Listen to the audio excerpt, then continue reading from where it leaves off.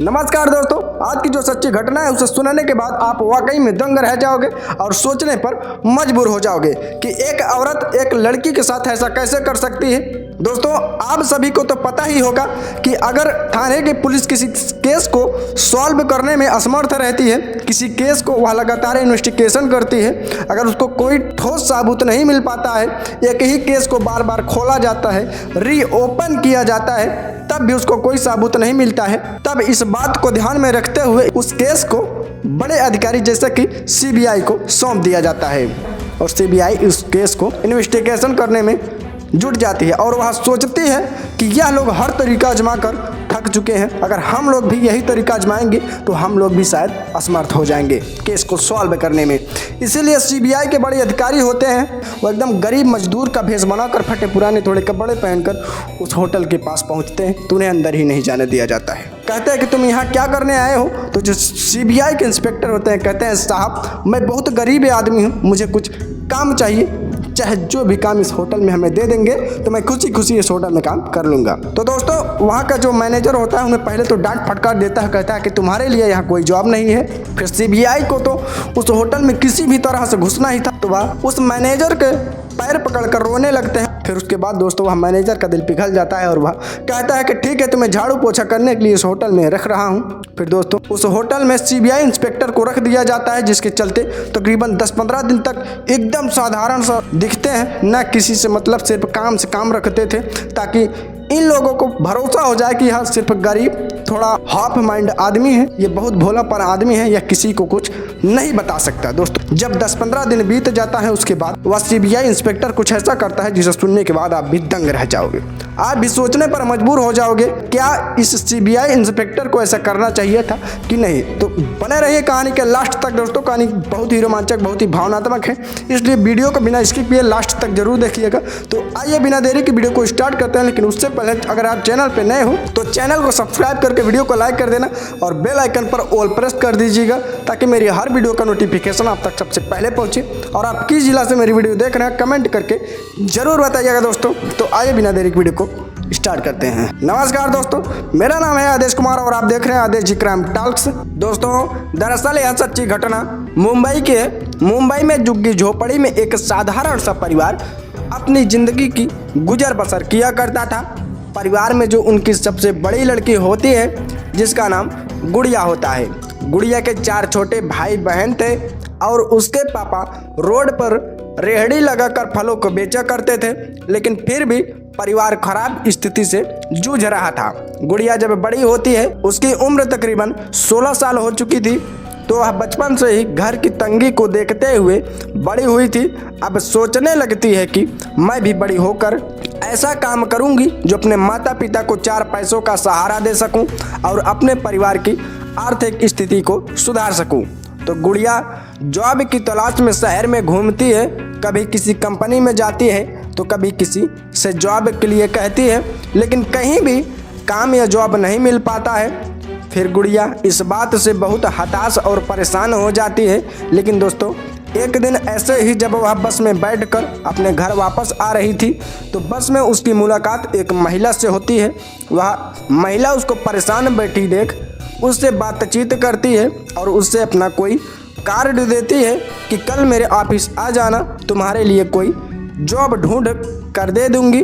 मैंने इससे पहले भी कई गरीब लड़कियों को जॉब पर रखवाया है। गुड़िया यह बात सुनकर बहुत ही खुश हो जाती है दोस्तों और अपने घर पहुंच जाती है। अगले दिन उस कार्ड पर लिखे पते पर पहुंच जाती है और उस महिला के ऑफिस पहुंच जाती है। वह महिला जिसका नाम सोनम होता है, गुड़िया को देखती है तो बहुत ज़्यादा खुश हो जाती है क्योंकि गुड़िया आज बहुत अच्छी ड्रेस पहनकर आई हुई थी और वह देखने में भी काफ़ी खूबसूरत थी। तो सोनम उसे बैठने के लिए बोलती है। बैठने के बाद गुड़िया सोनम से रिक्वेस्ट करती है कि दीदी आप प्लीज़ मेरी जॉब कहीं पर लगवा दीजिए, मैं बहुत गरीब परिवार से हूँ, मेरे पापा एक गरीब इंसान हैं, पापा रोड पर रेहड़ी लगाते हैं, बड़ी मुश्किल से हमारा जीवन यापन होता है। तो जो सोनम होती है वह कहती है कि ठीक है, तुम्हें अब ज़्यादा परेशान होने की कोई ज़रूरत नहीं है, बस यह समझो कि तुम्हारी जॉब पक्की हो गई है। तुम्हें यह एड्रेस दे रही हूँ, कल इस लोकेशन पर इस होटल में पहुँच जाना, होटल में तुम्हारी नौकरी रिसेप्शन पर रहेगी। तुम्हें रिसेप्शन काउंटर पर बैठकर आने जाने वालों की एंट्री करनी है और उनकी ज़रूरत को सुनकर वहाँ के स्टाफ को बताना होगा। बस इतना सा तुम्हारा काम है, तुम्हें अच्छे खासे पैसे दिलवा दूंगी। तो जो गुड़िया होती है यह बात सुनते ही फूले नहीं समाती है, सोनम के आगे हाथ जोड़कर उन्हें थैंक यू बोलती है। अब गुड़िया उस एड्रेस को लेकर अपने घर आ जाती है और अपने घर आने के बाद वह अपने माँ बाप से बताती है कि पापा, आपको किसी बात की अब चिंता करने की कोई ज़रूरत नहीं है, क्योंकि मेरी नौकरी लग चुकी है। एक मैडम है, बहुत अच्छी है, उन्होंने मेरी कल एक होटल में जॉब सेट करवा दी है।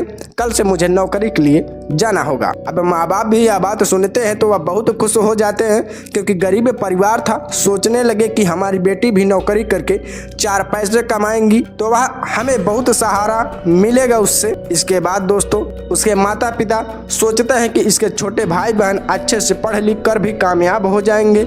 अब माँ बाप भी बहुत खुश थे और गुड़िया भी बहुत ज़्यादा खुश थी। अगले दिन गुड़िया अपने डॉक्यूमेंट लेकर ज़्यादा पढ़ी लिखी तो थी नहीं, सिर्फ 10वीं पास की थी। अपनी आईडी वगैरह लेकर सोनम को बताए हुए एड्रेस पर उस होटल के अंदर पहुंच जाती है। गुड़िया करीब 10 बजे होटल के अंदर जाती है, लेकिन उसको होटल में ही पूरा दिन बीत जाता है। वह अपने घर वापस नहीं लौटती। माँ बाप की बेचैनी अब बढ़ने लगी है कि आखिर हमारी बेटी कहाँ चली गई, अब तक वापस क्यों नहीं लौटी। फिर वह अपने 2-4 पड़ोसियों को साथ लेकर गुड़िया की तलाश में जुड़ जाते हैं, लेकिन गुड़िया का कोई सुराग नहीं मिलता। माँ बाप अनपढ़ थे, न तो उन्हें उस महिला का एड्रेस मालूम था, न गुड़िया ने उन्हें कभी बताया था, लेकिन वह उस होटल का पता जानते थे।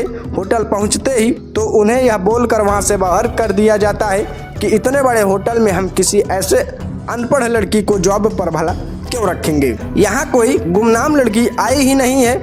माँ बाप यह बातें सुनते हैं तो सुनकर उनका दिल फट जाता है और गुड़िया को ढूंढते ढूंढते तकरीबन 3 से 4 दिन बीत जाते हैं, मगर गुड़िया की कहीं से कोई खबर नहीं मिलती है। तो फिर घर वाले परेशान होकर पुलिस स्टेशन जाते हैं और गुमशुदगी का रिपोर्ट दर्ज कराते हैं।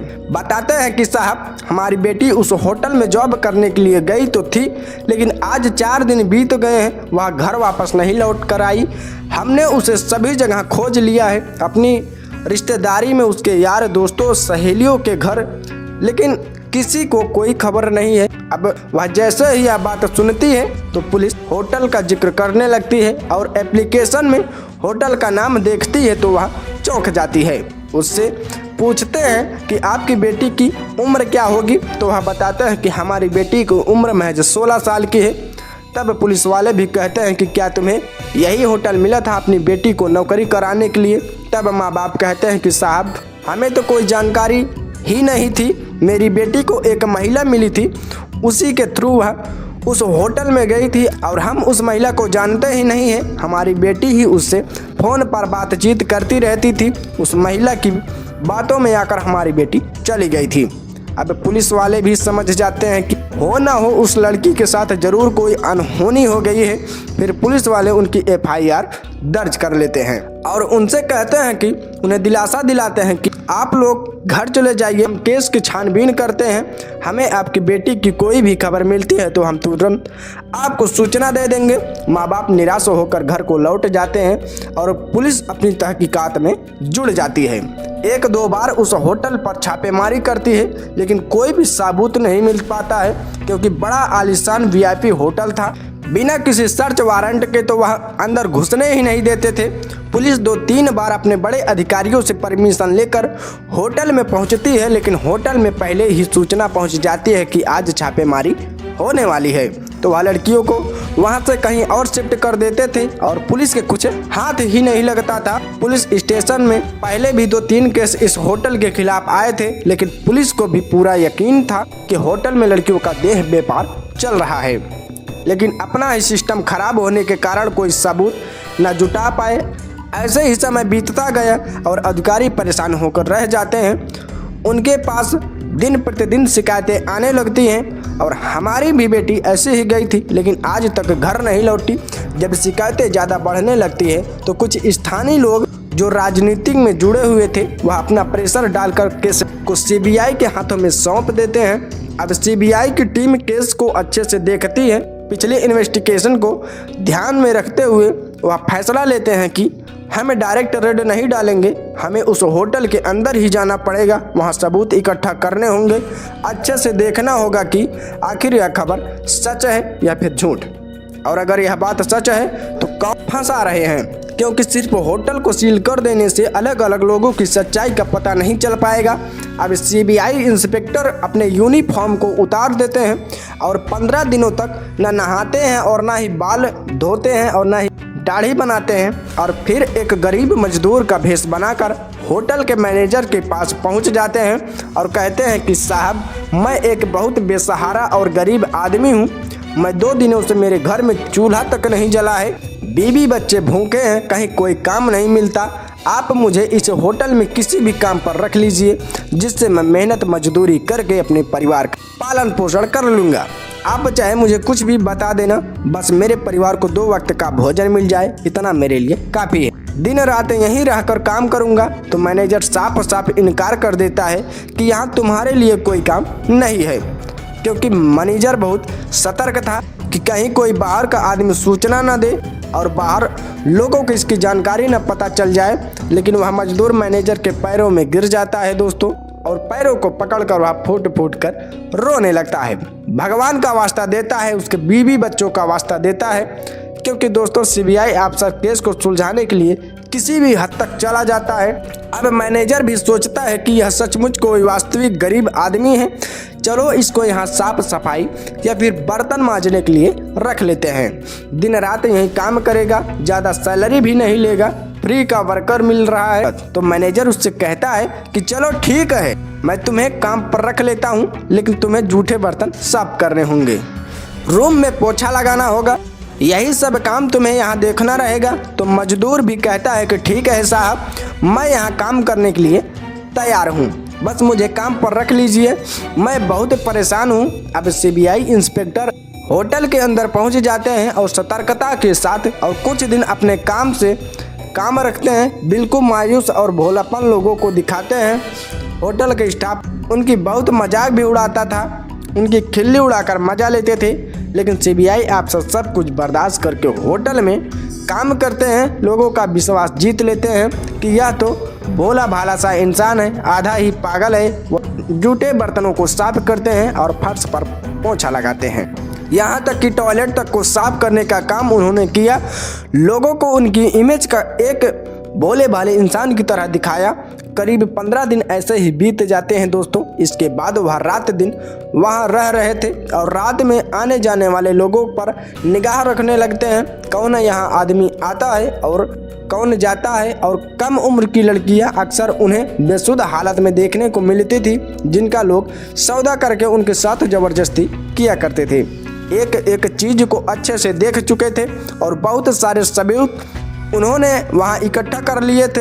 अब उन्होंने रोजाना लड़कियों के साथ हो रही दरिंदगी को देखा करते थे, तो उनसे बर्दाश्त नहीं हो रहा था। फिर वह एक रात मौके पर ही अपनी टीम को कॉल करके होटल को चारों तरफ से घेरने के लिए कह देते हैं, और कुछ सिपाही होटल के अंदर भी आ जाते हैं और रंगे हाथों मैनेजर और उनके स्टाफ को लड़कियों की जिस्म परोसी करते हुए दबोच लेते हैं। अब उस होटल के एक नहीं बल्कि 10-12 लड़कियां बरामद की जाती हैं। सभी लड़कियों को एकत्रित करके उनकी पहचान को छुपाकर उन्हें सरकारी वार्ड में शिफ्ट कर दिया जाता है। वहां उनसे सीबीआई टीम पूछताछ करती है, तो सभी लड़कियां बयान देती हैं कि हमें नौकरी का झांसा देकर हमें फंसाया गया और ज़बरदस्ती हमें यहां लाकर यह काम कराया जाता है। उन लड़कियों ने मैनेजर सहित उनके स्टाफ और उस महिला सोनम के खिलाफ अपना बयान दर्ज कर लिया। इसके बाद उन लड़कियों को खुफिया तरीके से उन्हीं के घर बिना किसी के खबर दिए भेज दिया जाता है, जिससे उनकी पर्सनल लाइफ में कोई दिक्कत परेशानी ना आए। गुड़िया को भी उसके घर भेज दिया जाता है। गुड़िया कुछ समय के लिए अपना गुमनाम रखती है और फिर कुछ समय बाद अपनी फैमिली के साथ रहने लगती है। और सीबीआई इंस्पेक्टर ने लड़कियों के बयान पर मैनेजर को डिमांड पर लेकर उससे सख्ती से पूछताछ जारी की, तो उसने सोनम के बारे में एक एक बात सच में उगल दिया। उसके सभी ठिकानों की जानकारी इंस्पेक्टर को दे दी, क्योंकि गुड़िया ने जो उसका ऑफिस बताया था वहाँ पर तो वह अब आती ही नहीं थी तो मैनेजर के बताए एड्रेस पर सीबीआई अफसर पहुंचते हैं और मौके पर ही सोनम को गिरफ्तार कर लिया जाता है। और सीबीआई इंस्पेक्टर ने अपने सभी गवाह और सभी सबूतों को कोर्ट में पेश करते हैं, जिसके बाद कोर्ट उस होटल को सील कर देता है, उस होटल को बंद कर देता है और मैनेजर सहित सभी स्टाफ को जेल की सलाखों के पीछे डाल देती है। सीबीआई अफसर की सभी लोग बहुत प्रशंसा करते हैं। उन्होंने इतनी परेशानियां उठाकर अपना फर्ज निभाया और अपनी ड्यूटी को ईमानदारी से पूरा किया और गुड़िया के साथ साथ अन्य लड़कियों की ज़िंदगी भी बचा ली। आप क्या कहना चाहोगे हमारे देश के ऐसे ऑफिसर्स के बारे में? आपकी जो राय है हमें कमेंट करके ज़रूर बताइएगा। दोस्तों, हमारे पुलिस डिपार्टमेंट के सिस्टम के बारे में आपकी क्या राय है? क्या सिस्टम में सुधार की आवश्यकता है? कमेंट करके ज़रूर बताएं। अगर यह घटना आपको ज़रा भी पसंद आई हो तो वीडियो को लाइक करके चैनल को सब्सक्राइब कर दीजिएगा दोस्तों। और आप किस जिला से मेरी वीडियो देख रहे हैं कमेंट करके ज़रूर बताइएगा, ताकि हमें पता चल सके कि मेरी यूट्यूब फैमिली मुझे वहाँ से सपोर्ट कर रही है। तो दोस्तों, मिलते हैं कल फिर से नए और धमाकेदार वीडियो के साथ। तब तक लिए जय हिंद, वंदे मातरम।